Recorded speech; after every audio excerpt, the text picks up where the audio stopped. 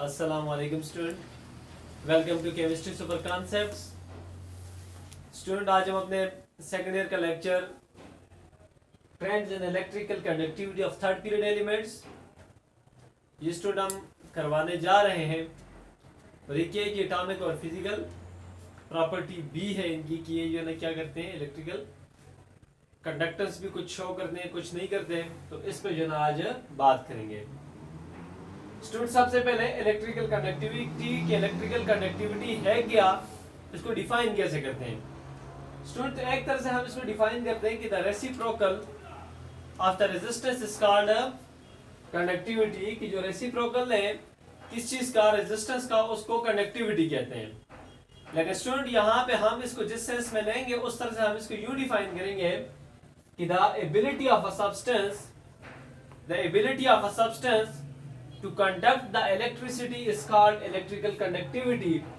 कि किसी भी मैटर की या सब्सटेंस की वो प्रॉपर्टी कौन सी प्रॉपर्टी है वो, जिससे वो क्या करे, जिससे उसके अंदर क्या हो बिजली गुजर सके, इलेक्ट्रिसिटी उससे पास हो सके, उसकी इस प्रॉपर्टी को क्या कहते हैं, इलेक्ट्रिकल कंडक्टिविटी कहते हैं। स्टूडेंट, इलेक्ट्रिकल कंडक्टिविटी में भी इलेक्ट्रिकल और में भी इलेक्ट्रोलाइटिक। अब स्टूडेंट, इलेक्ट्रिकल कंडक्टिविटी क्या कहते हैं, इलेक्ट्रिकल कंडक्टिविटी क्या है। तो the passage of the electric current through a substance is called electrical conductivity. कि the passage of the electric current through a substance due to the presence of mobile electrons is called electrical conductivity. कि किसी भी substance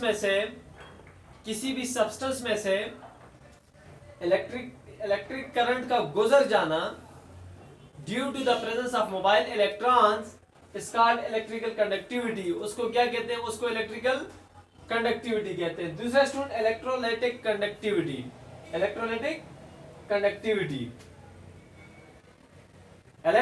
conductivity.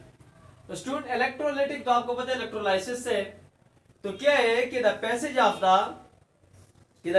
The electric current through a substance due to the presence of the free ion is called electrolytic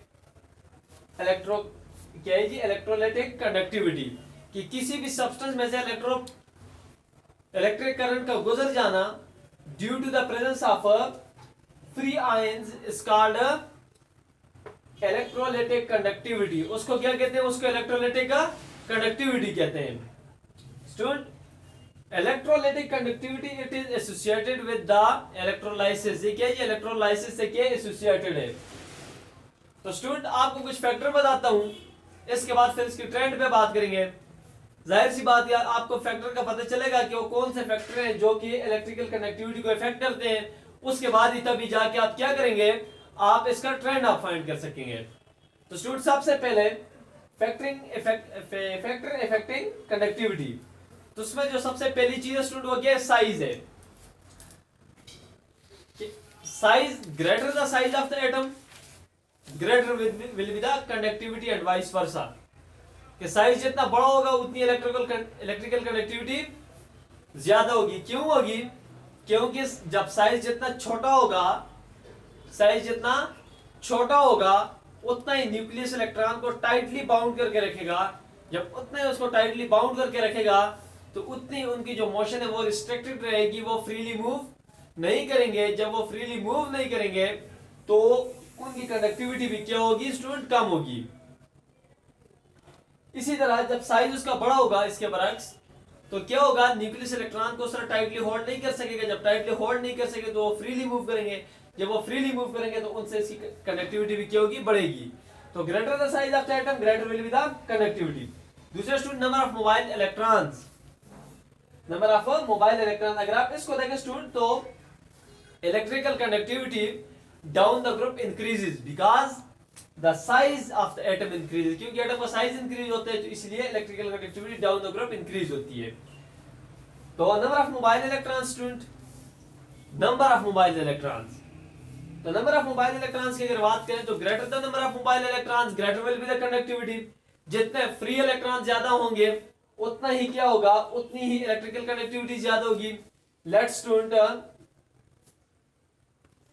इसमें क्या है जी, इसमें एक ही free electron है तो लिहाजा इसकी इलेक्ट्रिकल कंडक्टिविटी कम है। कैसे? किसी से जी, ग्रुप सेकंड के किसी मेटल से, ग्रुप सेकंड के किसी मेटल से जो है इसकी क्या इलेक्ट्रिकल कंडक्टिविटी कम है, क्योंकि क्या उसमें दो है, ठीक है। मैग्नीशियम आप जो आप इसको कह सकते हैं +2। अब इसकी फिर कम है किसी से, ये एल्युमिनियम से जिसमें कि 3 फ्री इलेक्ट्रॉन्स हैं। तो the number of free electron is directly proportional to conductivity. Greater the number of free electron greater will be the electrical conductivity. अब क्यों? Greater the number of free electron greater will be the electron jumps into the conduction band and greater will be the conductivity. जितने free electron ज्यादा होंगे उतने ही ज्यादा conduction band में क्या करेंगे, जंप करेंगे, तो उतनी ज्यादा क्या होगी, इलेक्ट्रिकल कंडक्टिविटी होगी। इस पे बाद में बात करेंगे इलेक्ट्रिकल बैंड क्या होते हैं, बैंड क्या होते हैं, इसमें फिर बाद में बात करें। अगले फैक्टर पे बात करते हैं टेम्परेचर। तो student, temperature is inversely related to conductivity. Greater the temperature lower will be the electrical conductivity. अब क्यों स्टूडेंट?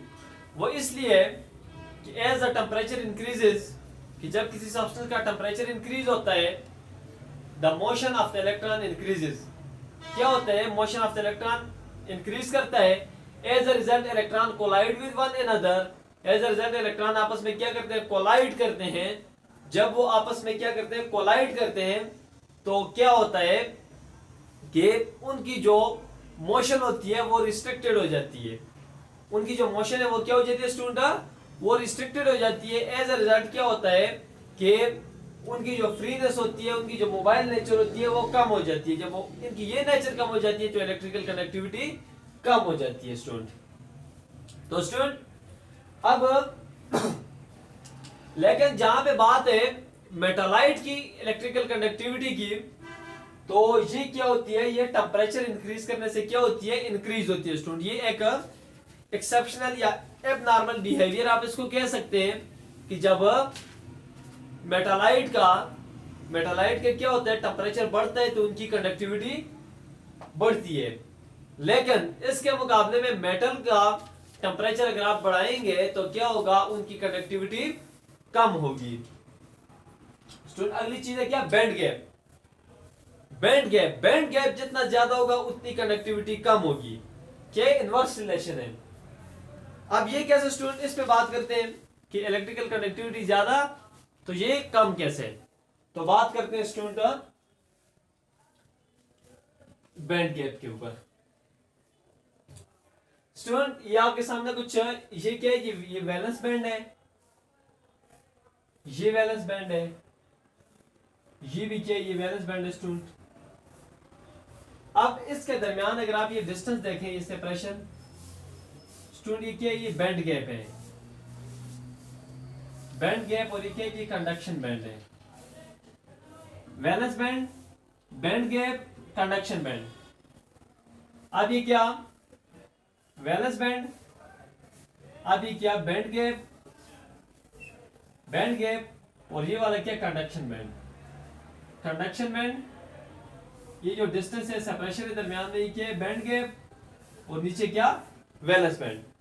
अब स्टूडेंट ये बैंड गैप जितना ज्यादा होगा तो उतनी ही क्या होगी, इलेक्ट्रिकल कंडक्टिविटी कम होगी। स्टूडेंट ऐसा क्यों होगा, या इससे पहले आपको बता दूं कि वैलेंस बैंड क्या है।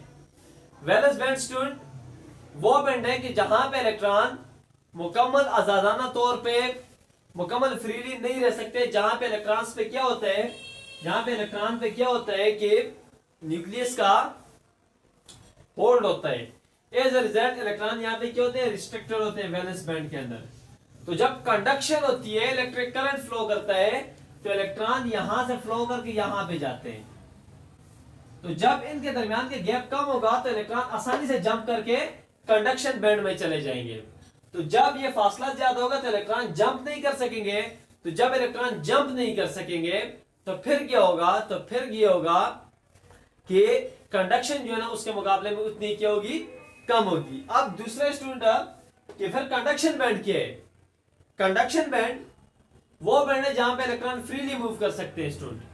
अब यहाँ पे वैलेंस बैंड से जब इलेक्ट्रॉन इधर कंडक्शन बैंड में आएंगे तो क्या होगा, इलेक्ट्रॉन यहाँ पे फ्रीली मूव करेंगे। तो वो रीजन जहां पे इलेक्ट्रॉन फ्रीली मूव करते हैं उनको क्या कहते हैं, उनको कंडक्शन बैंड कहते हैं।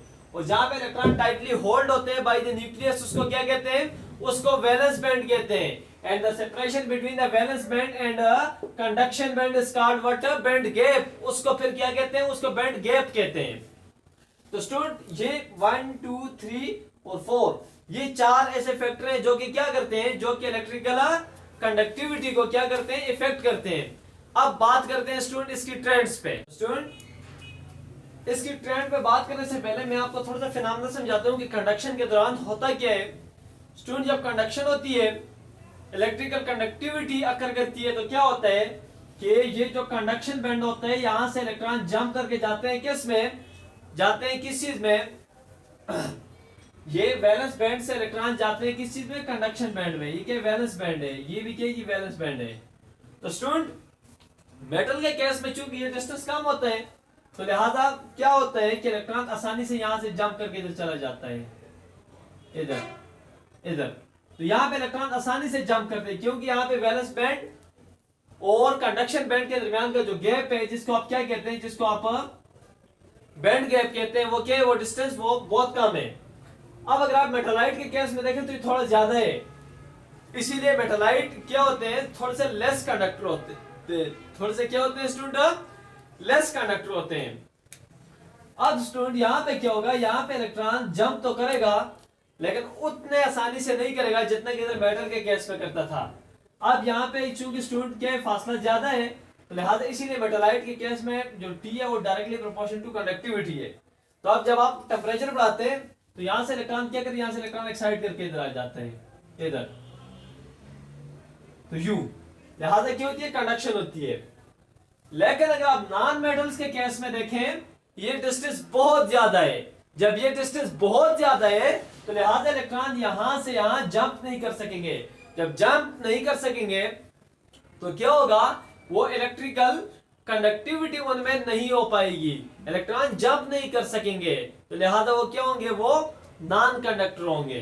तो स्टूडेंट अब मैं बात करता हूं ट्रेंड्स पे कि ट्रेंड्स क्या है। ट्रेंड्स इन थर्ड पीरियड, तो अगर trends in third period elements पे बात करें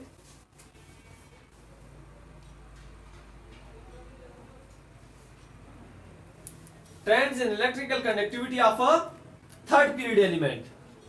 स्टूडेंट अगर थर्ड पीरियड पे बात करें तो क्या थर्ड पीरियड एलिमेंट में sodium, magnesium, aluminium, silicon, phosphorus, sulphur, chlorine and argon, ये है स्टूडेंट।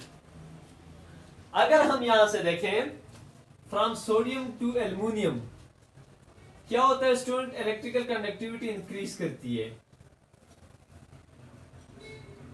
इलेक्ट्रिकल कंडक्टिविटी इंक्रीज करती है। तो क्या कर, तो यहां पे क्या होते हैं, यहां पे आके इलेक्ट्रिकल कंडक्टिविटी फिर क्या होती है, दोबारा कम हो जाती है, लेस।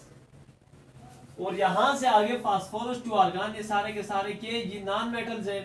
जब नॉन मेटल्स है तो फ्री इलेक्ट्रॉन्स नहीं, जब फ्री इलेक्ट्रॉन्स नहीं है तो इलेक्ट्रिकल कंडक्टिविटी इनमें नहीं होगी, तो लिहाजा क्या होंगे, नॉन कंडक्टर होंगे, नॉन, क्योंकि यहां पे आगे बिल्कुल इलेक्ट्रिकल कंडक्टिविटी और भी क्या हो जाएगी, कम हो जाएगी। अगर देखें तो ये तीनों मेटल, ये मेटालाइट, ये आगे क्या, नॉन मेटल। तो मेटल में कंडक्टिविटी आसानी से होती है, मेटालाइट में फिर थोड़ी मुश्किल और नॉन मेटल में सबसे मुश्किल। तो क्या आप सोडियम की इलेक्ट्रिकल कंडक्टिविटी कम है किससे, मैग्नीशियम से, जिसकी फिर कम है एल्युमिनियम से।